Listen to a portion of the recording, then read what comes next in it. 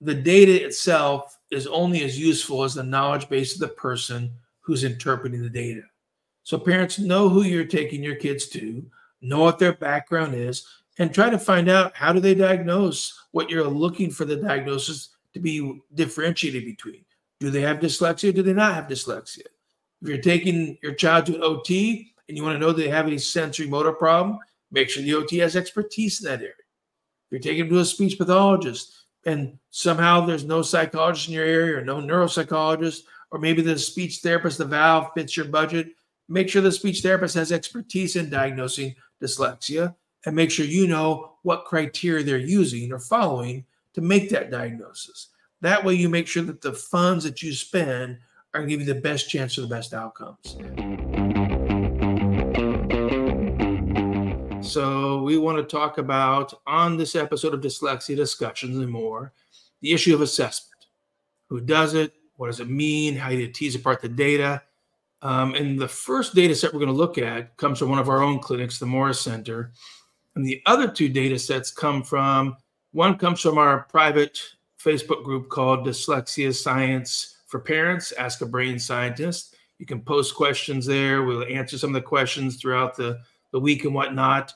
And one of the other data sets comes from a parent who provided us with her child's data in our other private Facebook group called Now Programs, Advice, Support, and Praise. And that's one where parents are already involved with the Now company and getting online dyslexia empowerment, or they're actually working with one of the Morris Center clinics, and they're talking to other parents who've already been there, been down the road. They're actively involved in those clinics and those settings. So, Stephen, great to be here again with you, and looking forward to diving into this topic. Any first thoughts you want to start with before we jump into the first data set? Yeah, I mean, this is something that is, from the parent's perspective, it's typically pretty hard to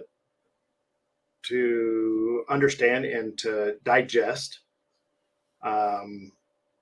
I mean, none of us want to think that there's something, quote unquote, wrong with our child, right? Yeah. And we don't look at it that way, right? Our children are beautiful and perfect as they are, no matter what. However, what we're doing is making sure that we understand how to get our children the best help possible. It doesn't matter if you're getting them a pitching coach, a cheer coach. Here we're getting them an education coach, right? Yeah. We're trying to set them up for the most success possible. And the only way to do that is through adequate testing and making sure that we get them the most relevant, tested services that are on the market that are possible. Well said. And before we put the data up, let me just point out that we're going to be talking about diagnosis, and the diagnosis really comes from the DSM-5. That lists the criteria. There's all this talk about International Dyslexia Association made up a new definition of dyslexia, or some other groups made up a definition of dyslexia. Those groups made up definitions are not what professionals use to diagnose dyslexia. So those are really just ancillary things. They're really for serving purposes of private, nonprofit groups. Those are not scientifically generated and scientifically proven diagnostic criteria. So the DSM-5, just to review with the audience, it only lists 3 criteria that are required for a licensed professional who's actually licensed to diagnose dyslexia. That's not everybody. There's lots of people doing assessments who actually are not licensed to diagnose. And so one of the first things we would encourage parents to ask is, if you're considering getting an evaluation, some private companies say, hey, we have free evals going on, or hey, we have a $350 eval going on. Those usually are not with licensed professionals, and you're not going to get any diagnoses. You're going to get somebody's perception of what they think might be happening, but that person usually doesn't have the credentials to actually issue a DSM-5 diagnosis of specific learning disorder with impairment in reading, which is synonymous with the same as a diagnosis of dyslexia. So the 3 criteria are impaired reading accuracy, or impaired reading speed, or impaired reading comprehension. Those are the only 3 criteria listed in the DSM-5 necessary to earn a diagnosis of dyslexia. Stephen, you think that's going to be earth-shattering to folks, or that most people know that, or it actually might be very enlightening, because many people say, well, no, dyslexia is way more than that. There can be co-occurring difficulties, but those are not part of the diagnosis. So I think that point right there is one that is hard for people to wrap their heads around, because when you have co-occurring disabilities, dyslexia, ADHD, while we're looking, typically you want to look at the whole child, right? And everything that's going on with that child. And it's real hard to separate out the symptoms and say, you know, I forget stuff a lot. I don't know my left from right. I am disorganized. Yes, while that can be both, but it is, you may have somebody that has those behaviors, but what is dyslexia and what is ADHD? And I actually, I said this, I stopped by IDA, it was here in Dallas, and I stopped by, and there was a question and answer session, and I said, the end result was, I said, let's don't give dyslexia more power than what it is. You know, and this really goes down the path of not to get off topic, but goes down the path of we have special skills, or we have superpowers, or we have this, or we have that. And we start mixing up symptoms or behaviors along with dyslexia, because, you know, the chances of you, if you have dyslexia, the chances of you having ADHD too is very high. And then, yes, it all kind of runs together. And it's hard to piece that out and say, yes, that's dyslexia. Yes, that's ADHD. However, if you back up just a second and say, what does the DSM-5 say? And if it's not those three things, right, it's not dyslexia. Yeah. And I've never heard, other than people trying to just try to understand what dyslexia is, where they start adding all these other things. Mm-hmm. That's the only time I've ever really heard somebody talk about dyslexia as all these other symptoms or all these other behaviors. And it took me a long time to come to dyslexia as a language disability in reading and spelling. Mm-hmm. And if it's not one of those two things, well, it's not quacking. It's not a duck. It's not dyslexia. Right. So we got to make sure that we're talking about the right thing in order to get the right information, in order to get the right help, to make sure that your child doesn't struggle. Right. And I mean, that's the clearest way I can put it. Yeah. The reason why we want the label dyslexic or dyslexia is because we have to know, what are we going to do in order to get the child help? What services do we need? Mm-hmm. If you God forbid somebody gets cancer, you want to know what type of cancer it is, right? So you can go to the right cancer doctor. You don't want to go to an oncologist or go to a heart cardiologist, mm-hmm, because he's a doctor when you have cancer. Right. Right. So same thing. I want to know what the true definition, the diagnosis definition of dyslexia is. Then we can get help. Changing the definition this late in the game, mm-hmm, I don't know necessarily is helpful. Right. Because too many people look to certain organizations to get, and it's typically the school districts are looking to these other organizations because they have been the megaphone. The megaphone. Yeah, you could say megaphone. They've been the they've been the source of the most information that's out there. They're the biggest, longest standing group. Right. Talking about it. So I understand why they look to them. Mm-hmm. And I don't fault them for that. Right. However, we need to take back ownership of our children and our children's health and our children's remediation. And we need to be that active participant in it and understand what's going on with our kids. Yeah. Again, that's why you go get this type of assessments, testing, and not just doing an eval. Right. I wanted to say that earlier. Parents, we have to understand what the difference in a assessment, or a screener, right, and a full-blown psych ed. Mm-hmm. Those three are completely different.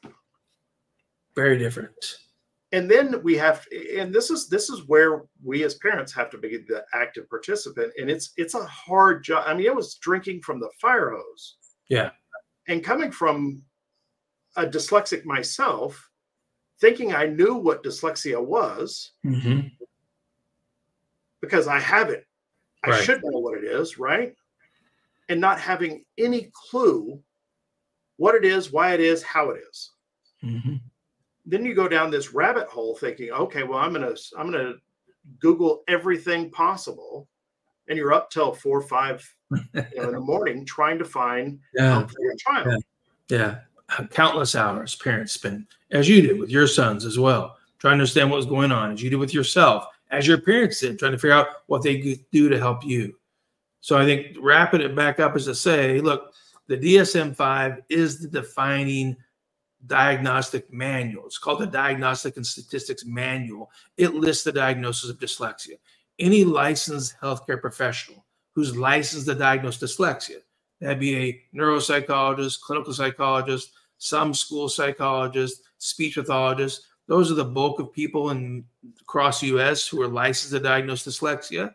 Then they're going to look to the DSM-5 and find that there is only 3 criteria: impaired reading accuracy, impaired reading speed, or impaired reading comprehension. And let's jump right into the first data set, because it brings up the point that we were just talking about, which is there could be other data that has other difficulties. So this is an elementary school student, and this is a busy graph. This is actually not reading testing. This is not speech language testing. This is just visual motor skills, perceptual skills. This is actually a very thorough occupational therapy evaluation. And for those of you who don't know, OT is a profession focused on how we understand the visual system, the sensory motor system, and how those systems work to build other functional skills like academic skills, buttoning your clothes, tying your shoes, blowing your nose, activities of daily living. OTs have expertise in that. And as Robin points out, and I'm going to extend her comment, even just beyond dyslexia, there's a lot of garbage out there, and it usually overrides a lot of the really good information. So in looking at this graph, just look at the blue bars. And the most important thing to see in the blue bars is you go from the left side, which is the easier skills, to the right side, which is the more complicated skills. You'll see this kind of profile of peaks and valleys. There's strengths at the beginning, then it gets really low in the visual tracking, visual motor integration, visual perception. Then it kind of peaks back up in the middle of the graph. Then it drops back down a little bit. And then there's other skills high up at the end. So we see that this individual has some strengths and weaknesses just in visual motor skills, visual perception skills, visual memory skills, which are actually part of the foundational skills needed for reading, spelling, writing, and other functional abilities.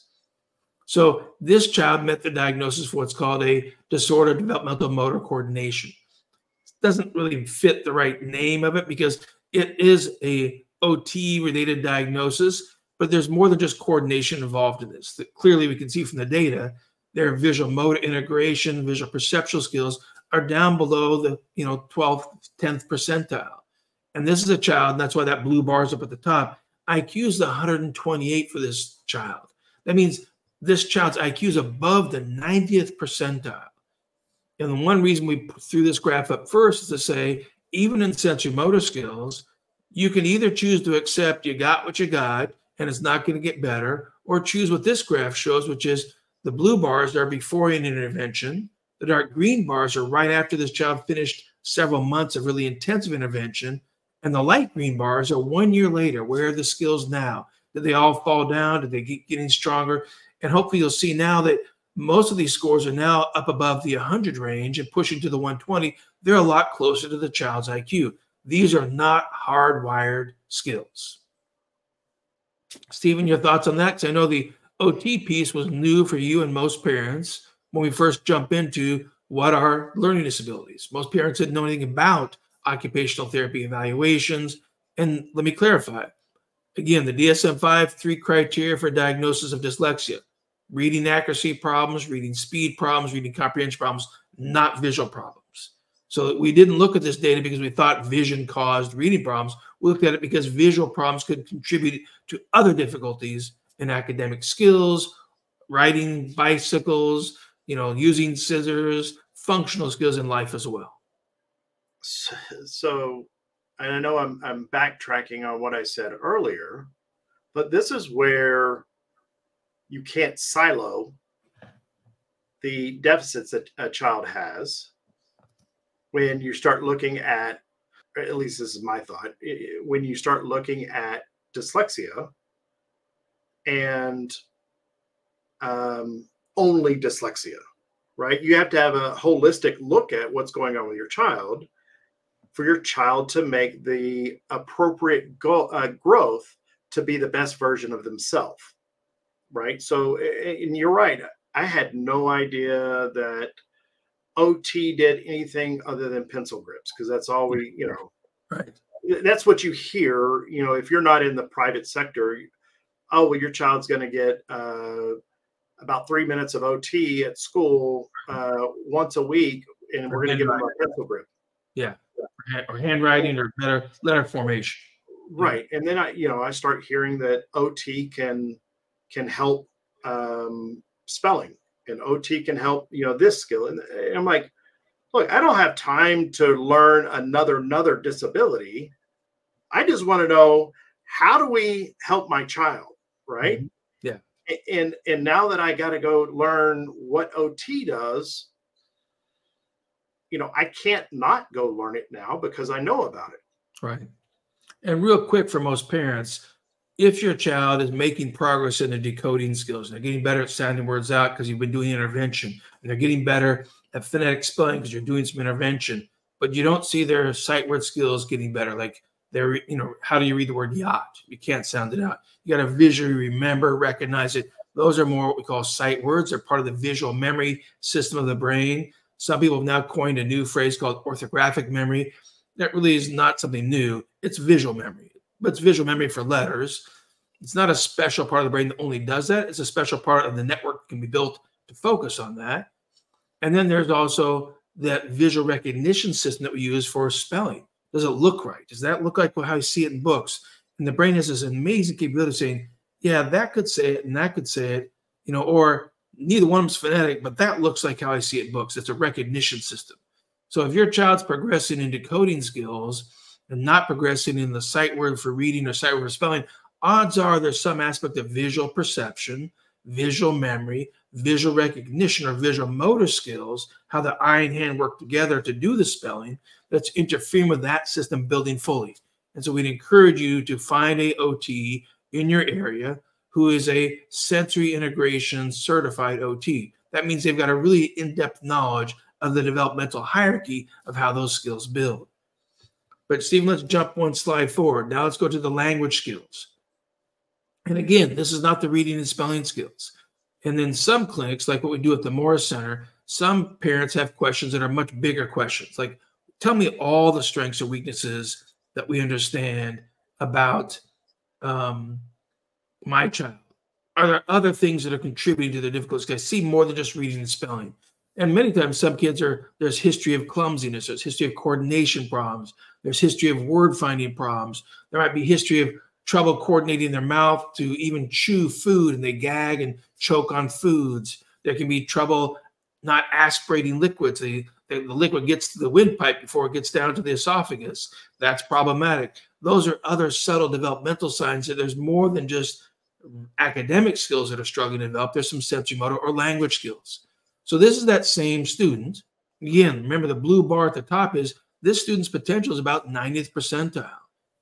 But now we're looking at those early predictors of reading skills, those phonological skills. We see elision is down here at about a 68, which is like below the 3rd percentile. Phonological awareness is around a 70, like below the 6th percentile.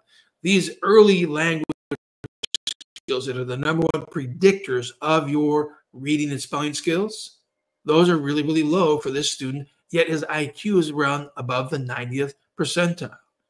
And again, just to help people understand, these are not hardwired skills. The brain builds skills in only one way. It's called experience-dependent plasticity. If you don't get the right practice, you won't build the right skills.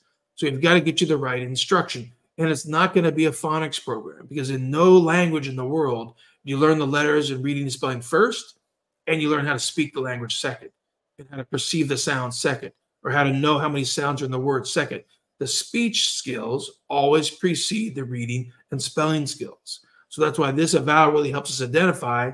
And then going across there, we see a lot of blue bars in the beginning that are lower, but other parts of the language skills, talking skills are stronger. They're higher up there. But the take-home message here is this child has some language basis to some of their reading problems, because we know from big studies, big scientific studies, that the #1 predictor of dyslexia and of reading and spelling problems is phonological awareness. Now, albeit, Stephen, sometimes you'll see people say, well, he scored really high in phonological testing. Well, today you got to ask more detailed questions. Did the class that he goes to school in practice doing some of the activities that are on that examiner's phonological test? Because then basically the child practiced the test in school because somehow the school was told, do elision as part of your daily exercises. You know, say a word and then practice saying a word without a sound. You can train a silo of skills. It doesn't mean you really built the phonological processor. And there's processing, and then there's application of those skills. So if you've got phonological skills and it tests high in phonological tests, but you don't see them sounding out words accurately in reading or spelling, then you may have a gap in the connection between the two. Those language processing skills are not carrying over to the actual use in reading and spelling. That has to be trained. That's an instructional piece as well.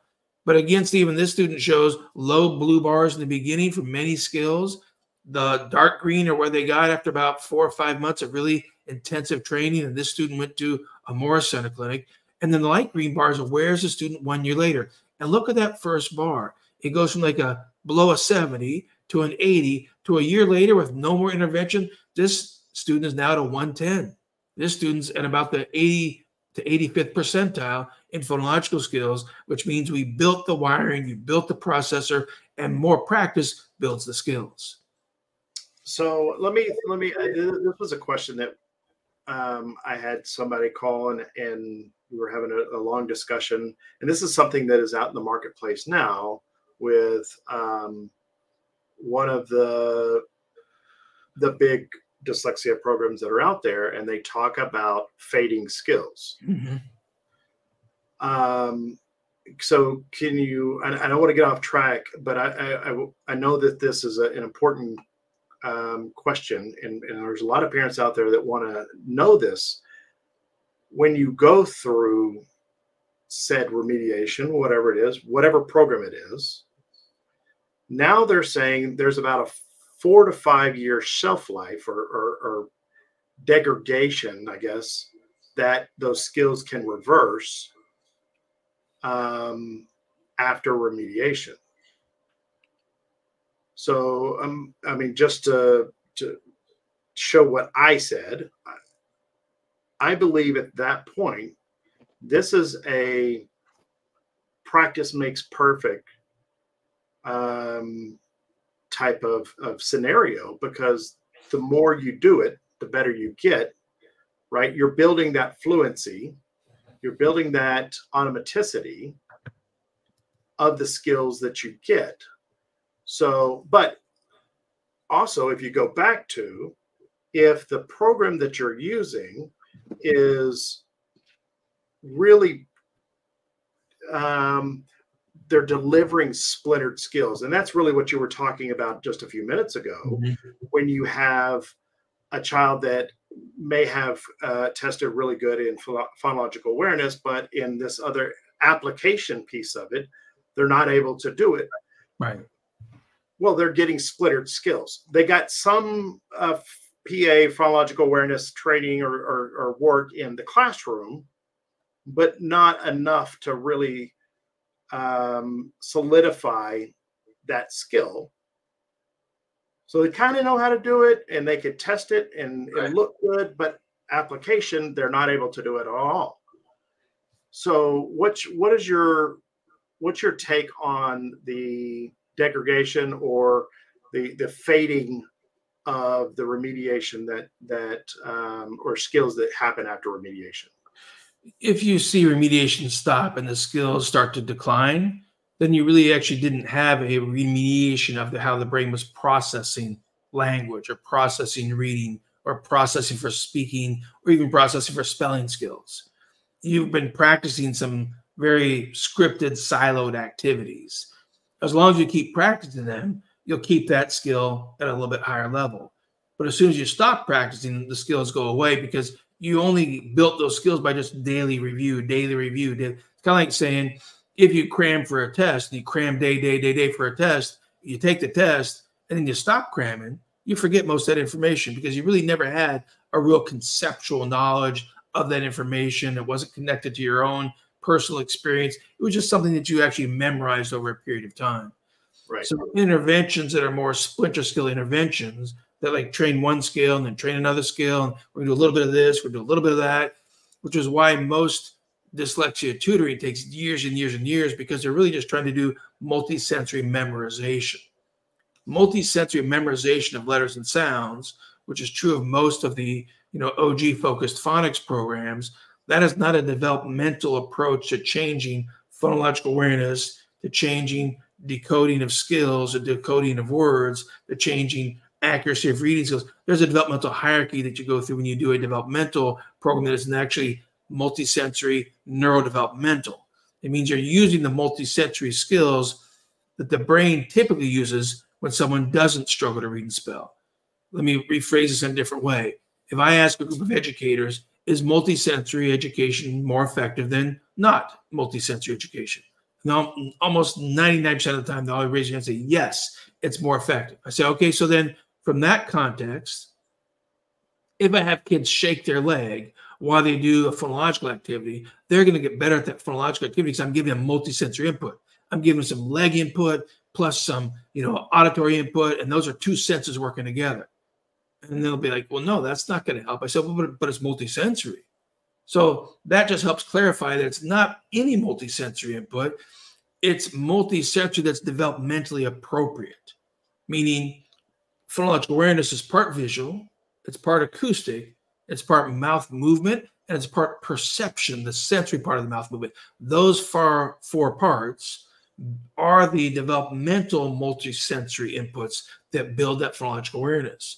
That's going to be what rewires the brain to give it that growth that we saw in that boy's slide earlier. That's why his skills just kept getting higher and higher and higher, because he actually had built the sensory foundation of phonological awareness. And even when we walked away and stopped instruction, his skills didn't decline. They got stronger and stronger and stronger. So I think it's a great point you bring up, Stephen, which is you have to know how these systems build.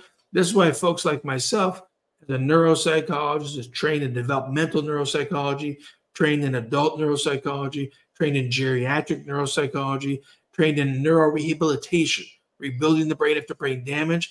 I'm even published and peer-reviewed in neuroimaging, fMRI. My dissertation was actually an fMRI study of phonological awareness in the dyslexic adults.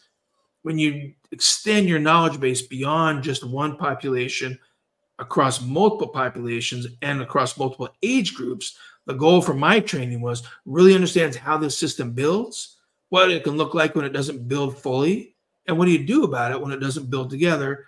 And then you end up with this academic skills, like here's our boys' academic skills, and boy or girl, sorry, I shouldn't say a gender. Here's the student's academic skills. He couldn't sound out words. She couldn't sound out words. They weren't quick at sounding out words. The next bar says word reading. That's their ability to actually look at sight words. Could they do sight words quickly without word reading efficiently? No, not really. It was so low it didn't even score on the chart. And then oral reading fluency is paragraph reading. It's below the 15th percentile. But look at this, reading comprehension is like at about a 90. That's like about the 25th, almost 30th percentile. So this student can't read accurately, but man, they're figuring out the story anyway. Because why? Because their IQ is so high, they have a really strong vocabulary. They're kind of reasoning and figuring it out.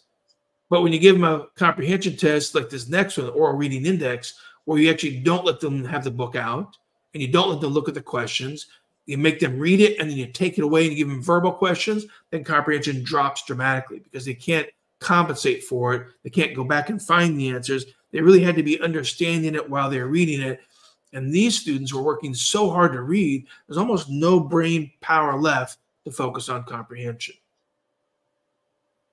Yeah, that's where my good friend, her analogy of your brain is like has 10 buckets of memory, and because we have these other deficits, we have dyslexia and we have ADHD and all this. Well, those fill up your buckets of memory, so you only have one bucket of memory left to process. So Yeah. they're working really hard just to have one bucket left to process.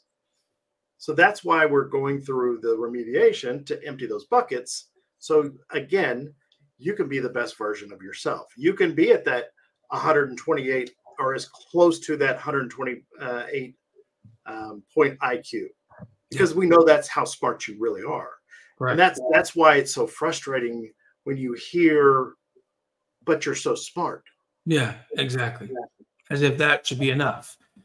But without proper training, proper instruction, the brain cannot build the skills. And Stephen, Robin throws up a question. I think what she was trying to say here is that she doesn't think OTs really understand dysgraphia.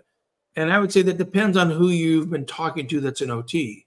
OTs that are sensory integration certified have extensive knowledge base in all the skills needed for spelling, for writing, the visual motor skills required, the fine motor skills required, but you have to have an OT who's really developmentally trained in that sensory integration approach. It's not a part of common grad school training. It's usually after grad school. These are OTs who are spending thousands of dollars of their own money getting additional training and certifications. So this is the specialty group of OTs who really not only understand dysgraphia, but they also understand dyspraxia. And there can be an oral dyspraxia of struggles in getting your mouth to move like I just did, struggles in getting your mouth to move the way you want it to move. So understanding how those pieces go together. And because in this situation, these OTs not only understood dysgraphia, but they understood all these aspects of visual perception, visual motor, and how those pieces are all going to go together. And thanks, Robin. She just clarified. She meant to say she's going too quick. Not all OTs understand dysgraphia. We're 100% on the same page. The ones who do, they've done extra training on their own. So parents, do your due diligence and figure it out. Because this point shows that the skills change if the OTs have the knowledge base of what are the proper multisensory systems to be building. I would echo what you said earlier about asking questions. Yeah. So yeah, don't hesitate. OTs and speech and language pathologists, SLPs, not all of them are trained in all of the areas. I mean, I was mind blown when I talked to Dr. Edge about what speech pathologists actually do, or are trained to do, other than just speech. Right. And she's a PhD, full professor in speech pathology. She's trained decades worth of speech pathologists. And it's a gigantic field. There's swallow that they do. There's voice that they do. There's breathing with Parkinson's that they do. There's, language speaking skills that they work on. There's deaf, hard of hearing things that speech pathologists can work on. There's this wide range of skills. And again, most speech pathologists come out of grad school with a general training across a lot of things. And then they typically specialize, or they stay as a generalist. They might be in private practice, and they see adults, they see kids, and they have general skills and abilities. And sometimes that's perfectly fine. That's all you need. Other times you need to find the speech pathologist who has the explicit training and understanding of dyslexia or of a language disorder. What is it? And how do you diagnose it? Well, you need to ask that question. It's okay to ask the question of a professional. Do you have these skills? How long have you had these skills? Yeah. How many people have you worked with? Where did you get these skills? How did you train to get these skills? They should be happy to tell you, I trained here. I did this certification. I did this advanced training in grad school. I went and took these postgraduate classes. There should be lots of skills they can share with you. And Stephen, this is a great segue to talk about this next child. This child's data actually comes from a IQ test from a psychologist, and the rest of the data is from a speech pathologist. And looking to see, okay, when you look down the scores in the IQ test, you see, wow, 70th percentile for the full scale, which sounds great. But then you look further down and you see, okay, but verbal is 14th percentile.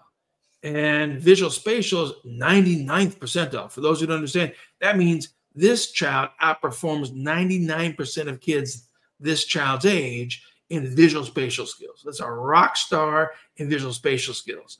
Fluid reasoning, which also puts big demands on visual spatial, is 96th percentile. But now we go to working memory. And the way the IQ tests measure working memory, these are verbal language skills. It drops to the 12th percentile. They're not visual spatial skills. Processing speed is a mixture of visual plus motor skills together. It's not how fast the brain thinks. It's really not a well-named part of the IQ test, because many parents walk away and say, well, my child has slow processing.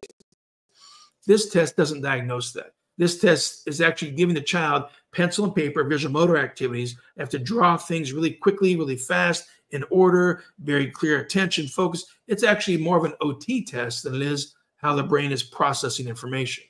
So if you see low processing speed on your child's IQ test, your next step should be get an OT eval from a sensory integration certified OT.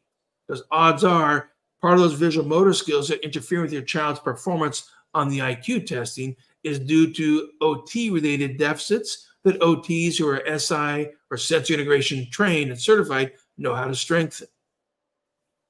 But then we jump down to the phonological testing, and we see 9th, 16th, 25th, first percentile. Again, some of these are in the average range, like 63rd. The child's ability to say numbers back is okay, it's on grade level. But again, from the IQ test, one thing that's really important to understand from IQ testing is it's not just looking at the breadth of scores, it's understanding that the way the brain works is if you have 99th percentile in some component of IQ, then technically you should have that level of potential across most any area of the IQ testing.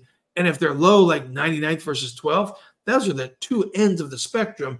This is indicative there's probably some language processing, phonological processing, other deficits happening that are interfering with your ability to do the IQ test.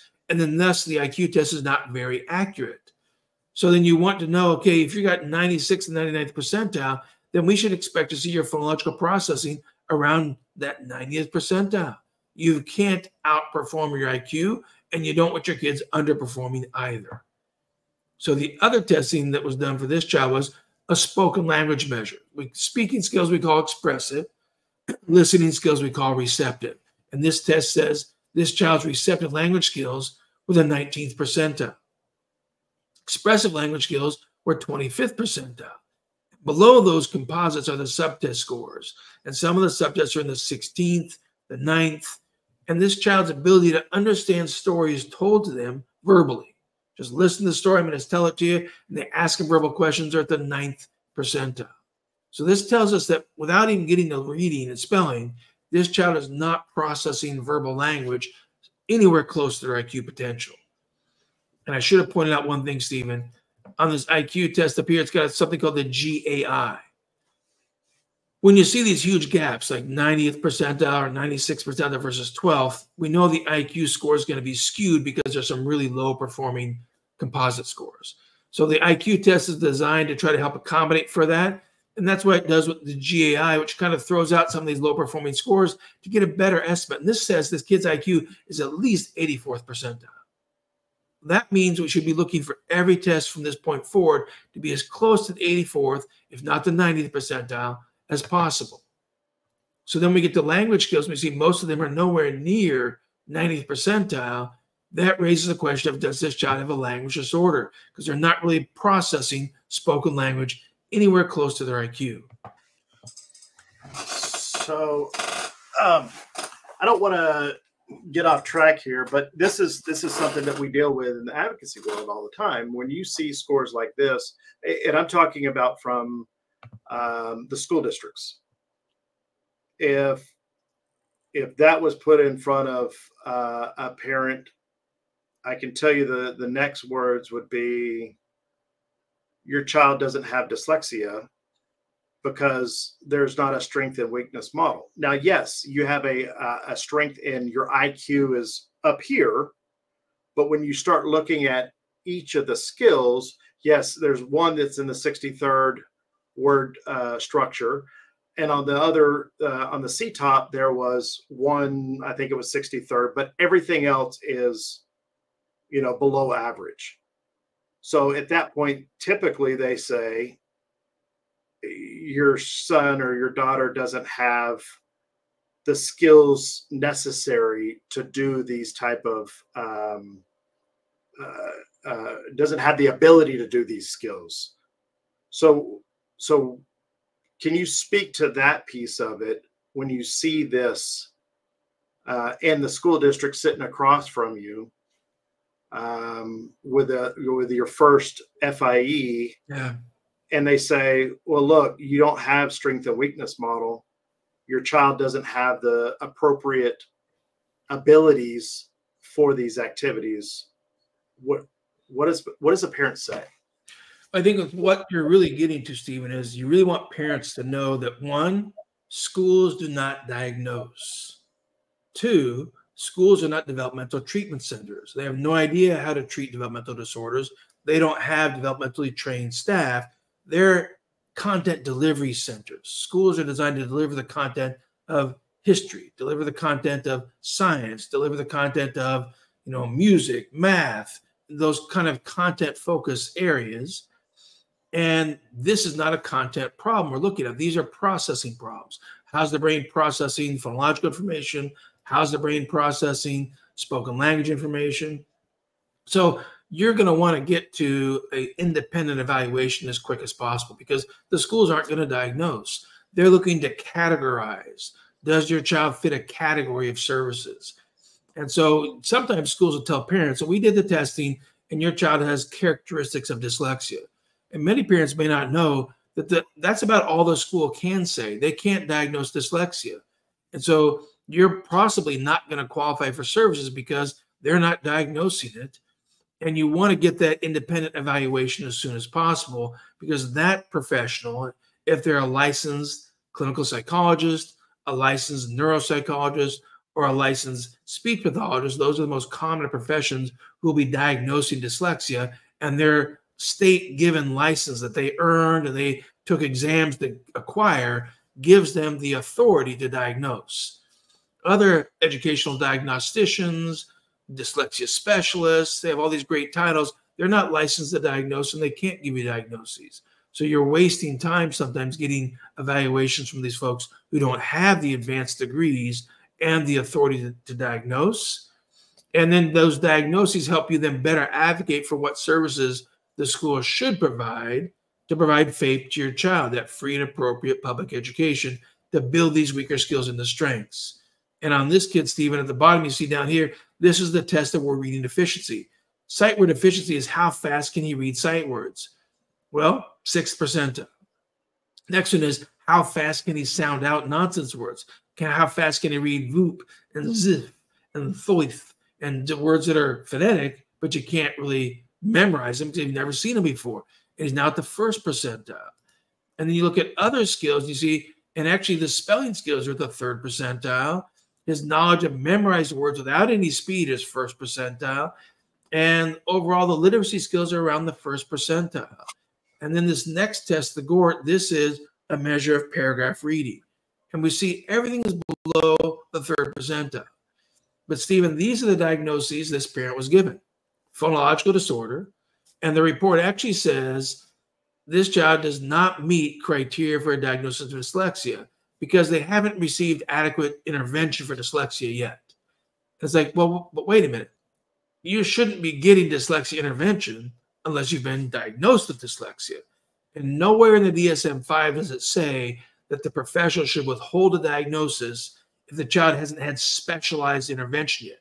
What the DSM-5 says is if the child has not had adequate education, then that might be the reason why they don't read well. But if they have had adequate education, they've been in first grade, like this child had, they've been in second grade, like this child was supposed to be heading to, then you would expect reading skills to be stronger.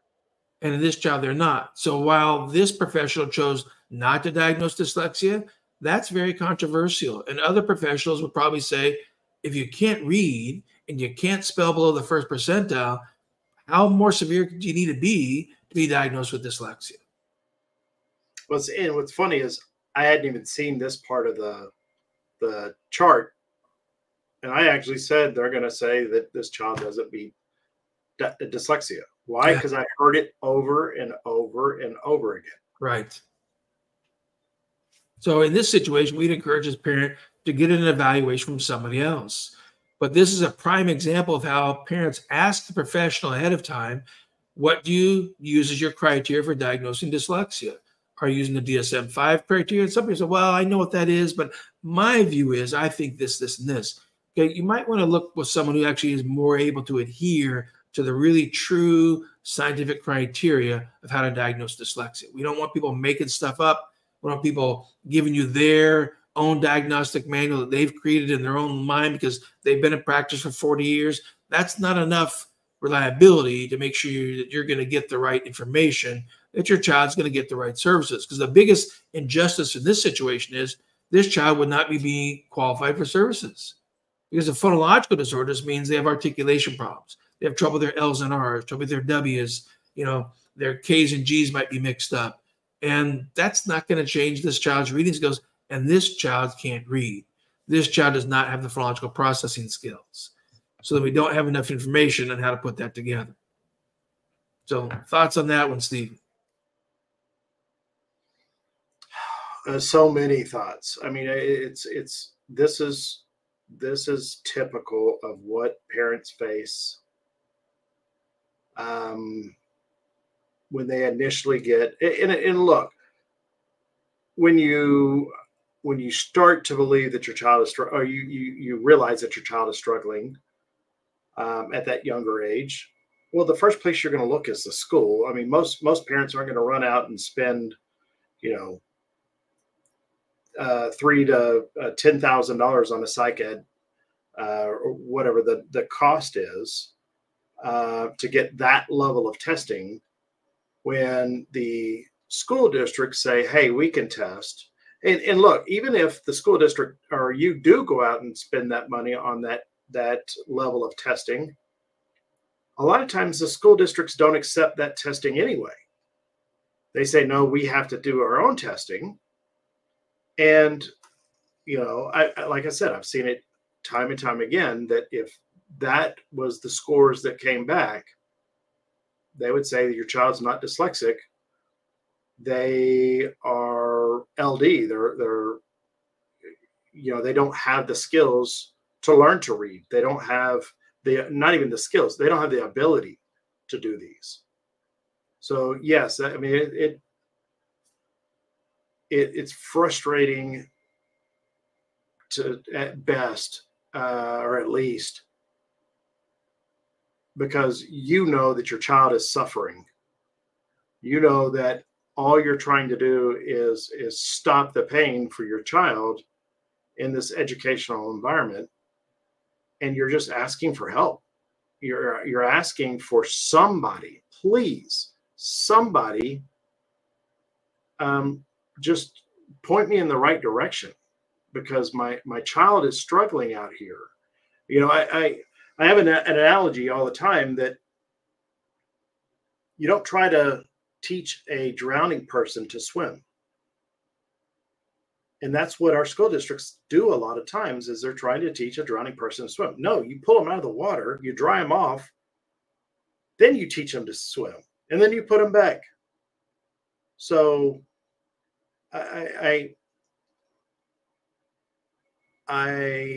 struggle a lot with that mentality of your child just doesn't have the ability to do XYZ, when, I mean, these people don't know. I mean, I've seen it time and time again when they say, well, your child's nonverbal and they'll never be able to read, speak, whatever. And with the right help, that child comes out blossoming and can read and can spell and can do the things that makes their life better. Who cares if it's not at a neurotypical level? If it makes that child's life even 1% better, it's not wasted.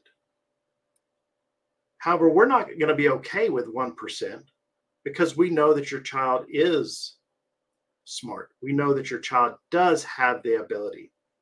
You know, there was one time you told me, do you have all the parts of your brain? Are all of them there, all of them functioning? Yes. If that answer is yes, well, then we need to move forward with how do we provide the most appropriate remediation for that child. Yeah, exactly. The goal is we know their brain has the capability, and we want to be able to actually give it the right instruction to build the skills. And this is where the research comes in. We should have programs compared against each other. My colleagues and I did peer-reviewed studies with 5-year-olds. We compared phonics programs to speech-to-print program, to a little extra whatever the classroom teacher thought would be a helpful program, to a do-nothing program. And we showed that with 5-year-olds who came to school with weaker skills, phonics is not going to give them the best answer because that's jumping too far ahead to their printed word for reading and spelling. And they have deficits down here in the spoken language skills, that phonological processor. So in that 5-year-old area, your number one predictor of best success is using a speech-to-print program like that Now Programs has the Now Foundations program for speech, language, reading, and spelling. That is that speech-to-print approach. So trying to understand how those pieces go together. And I want to clarify one thing that Kimberly put up here, which is she said she's never go with a school psychological review. I want to make sure people don't think she's saying a school psychologist review. She's saying not going to trust the school's review of the psychological data.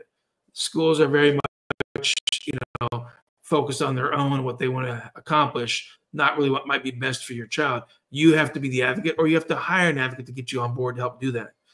Now, we did have another set of data, Stephen. Unfortunately, our file got corrupted that has the data on it, so I'm not going to be able to show it up on the slide, but I can talk through it because I have it on the computer next to me here.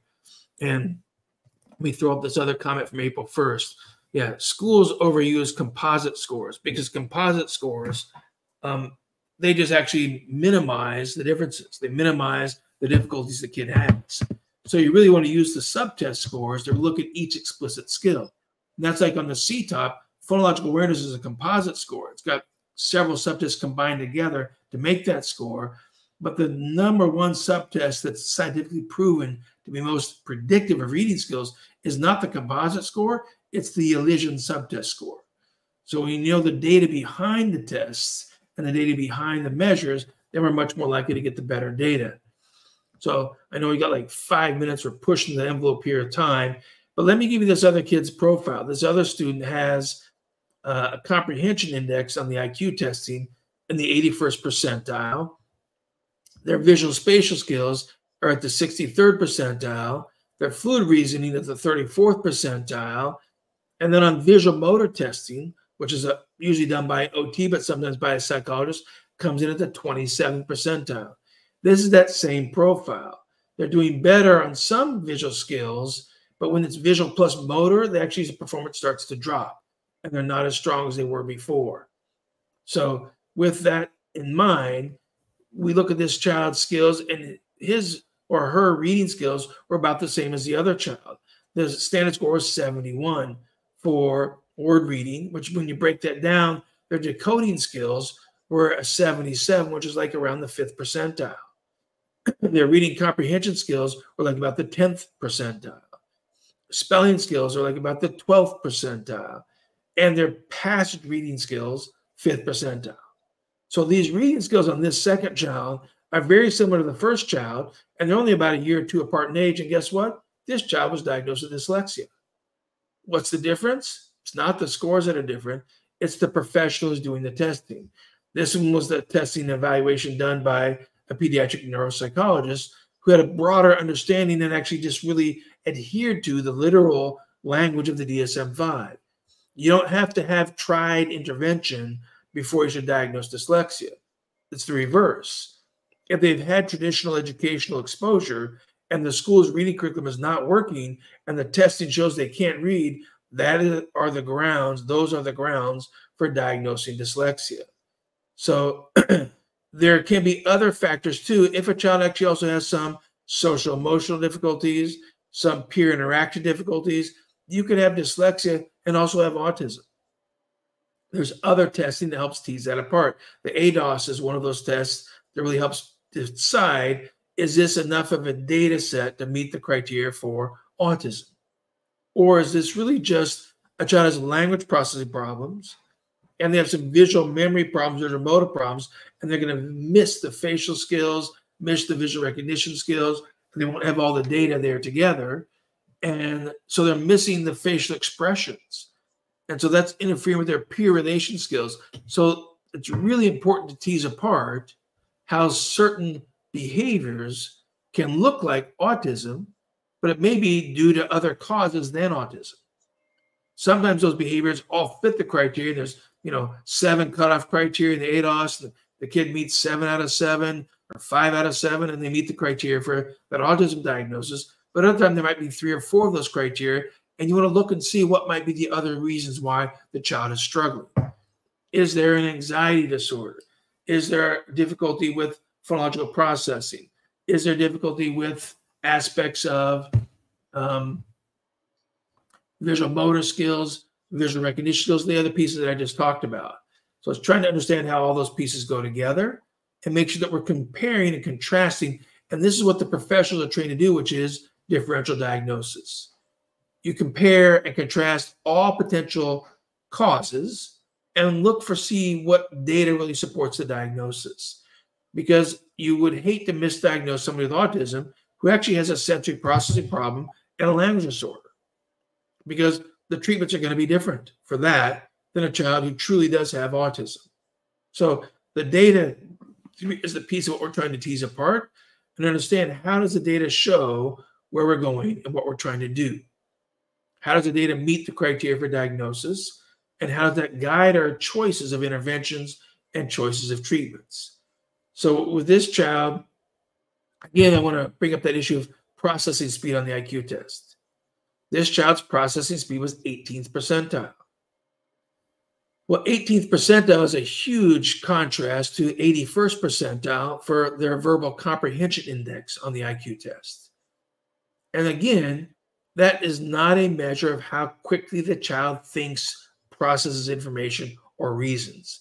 Processing speed on the IQ test is more of a focus of visual motor skills and not a focus of how the speed at which the brain is processing information.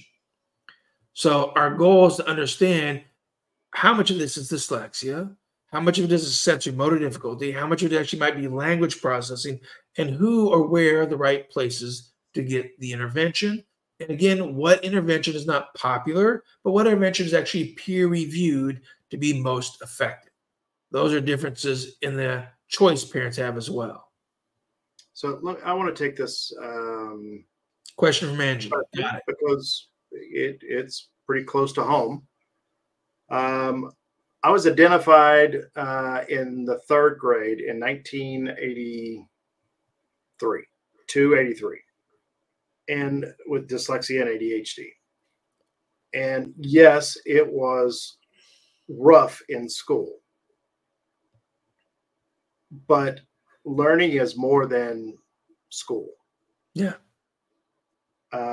If we're going to talk about an educational environment, yes, it's going to be difficult in an educational environment to be successful with dyslexia without any type of intervention, accommodations, you name it.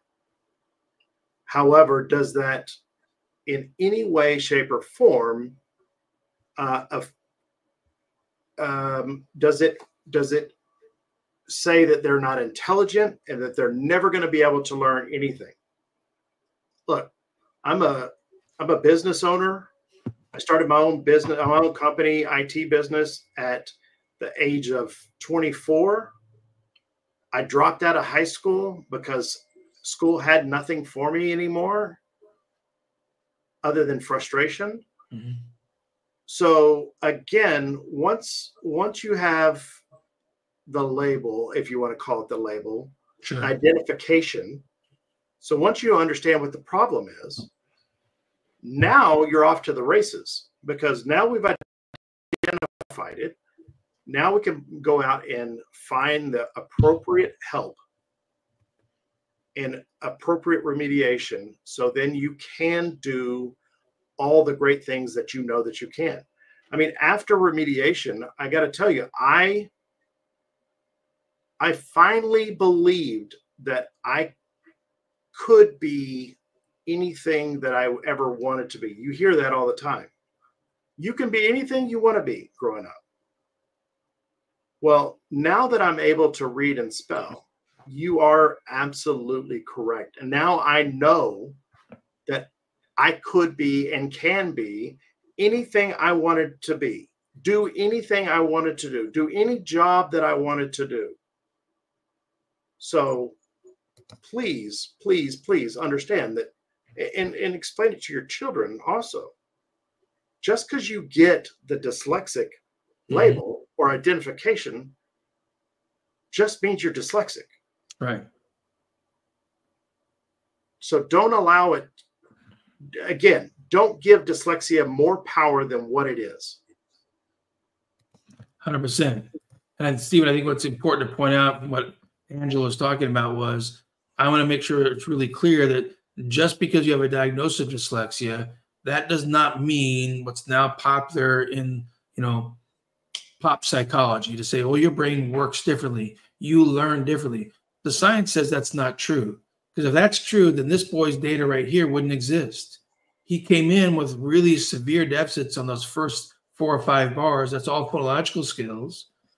And within 4 to 5 months, all those skills are now getting into the average range.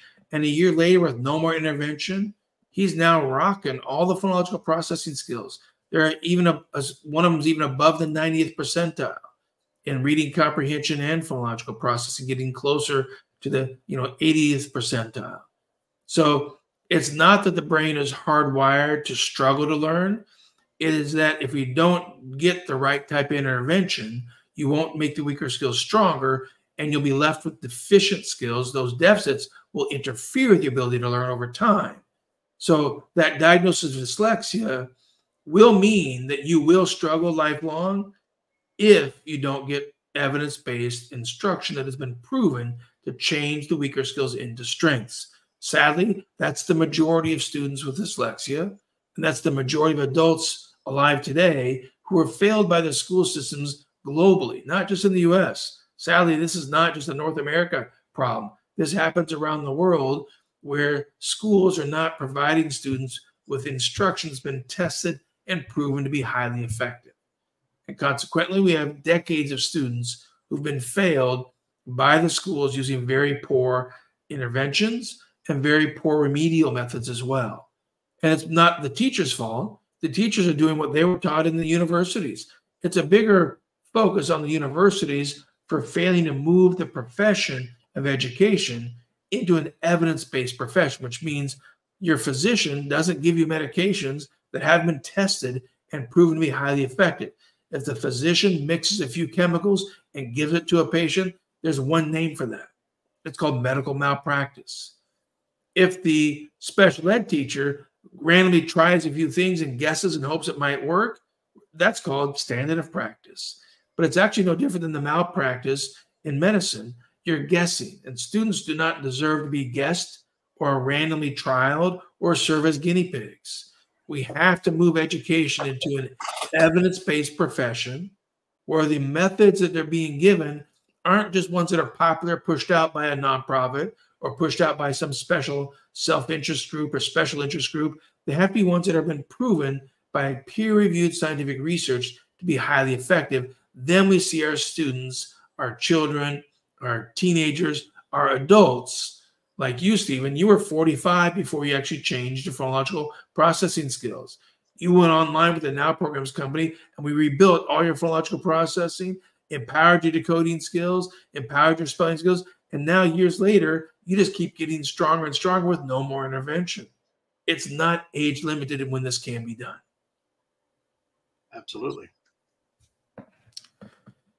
Well, we got through some of the assessment piece, and I think my goal with talking about the assessment piece is just to say the data itself is only as useful as the knowledge base of the person who's interpreting the data.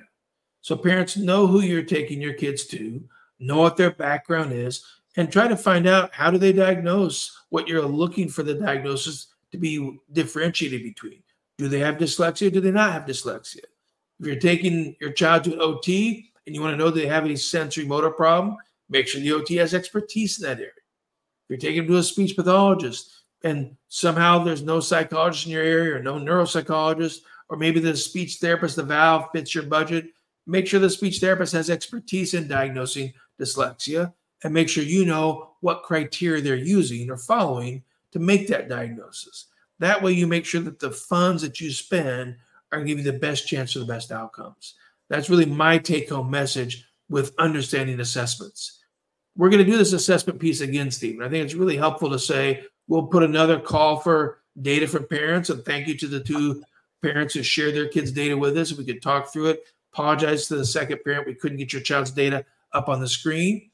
But one thing I forgot to say about that second child, Stephen, was even though this child was diagnosed with dyslexia, this child had superior math skills. So all students with dyslexia don't have dyscalculia. There are separate diagnoses, it's separate criteria. An earlier comment too, where people said, hey, I thought part of the key aspect of dyslexia is they all have high IQs. No, all kids don't have high IQs with dyslexia. There's a whole bell-shaped curve of dyslexia as well. And Kimberly's saying that her son's 5 months into the Now program, and she's really noticing some amazing reading skills with fluency and phonological skills and the ability to sound out words and decode. And just for the folks who don't understand, the Now Programs company does not have a fluency treatment program. Why? Because we did a big 5-year study that proved if you train decoding accuracy and phonological processing to a high degree of proficiency, when it's easily effortless, it's easy to sound out words, it's effortless to sound out words for spelling and reading, you will automatically see growth in fluency as well. That's the goal. Wrap up on your end, Stephen? Yeah. I want to speak to the parents and just let you know that, look, just because you get one of these these assessments, these psych eds, and I don't necessarily am I talking about where you got it from. I'm talking about the results that they give you. Know that that is not set in stone about your child's abilities, and that it's not a death sentence. It's not a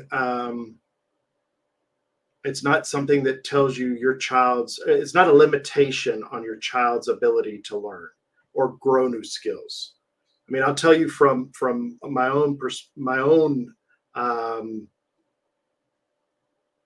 family, just looking at my two boys. My middle son was identified in 3rd grade like myself. My oldest son was identified late in 7th grade. My oldest son's scores were worse than my middle son when he was tested in the 3rd grade. Mm-hmm. But guess what? Both of them are in college. Both of them are successful in college. It doesn't mean that your child is not going to be successful. And let me clarify too, to make sure everyone in the audience knows, both of those boys got evidence-based intervention to take the weaker skills and make them stronger. That's why we talk about unlocking that learning potential, really getting your child's brain, that college student's brain, even your spouse's brain to that full potential so they can actually choose their own goals, pursue their own career, their own academic degree with better reading skills, better spelling skills, The brain has phenomenal potential to build these skills.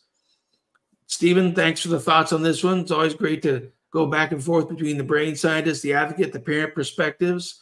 And next week, folks, join us on noon Eastern Time on Dyslexia Success Stories, our other podcast where I'll meet with someone who's already done the intervention, and you can hear from them themselves, tell you what changed and what happened 1, 3, 5. Some of our folks are bringing online are 10 or 12, even 15 years later since they did the intervention.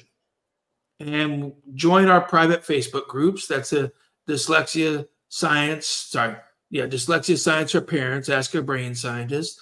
Post questions there. We're happy to answer questions on that private Facebook group. Or our other private Facebook group is Now Programs, Advice, Support, and Praise. And you can talk to other parents without even talking to us and find out stories like what Kimberly was sharing about her child's about 5 months into intervention. And she's finally starting to see large gains in phonological processing, large gains in decoding skills, and fluency starting to develop as well. So we're bringing you lots of access, lots of sources of information. All these podcasts are all hosted on our Now Programs Online YouTube channel.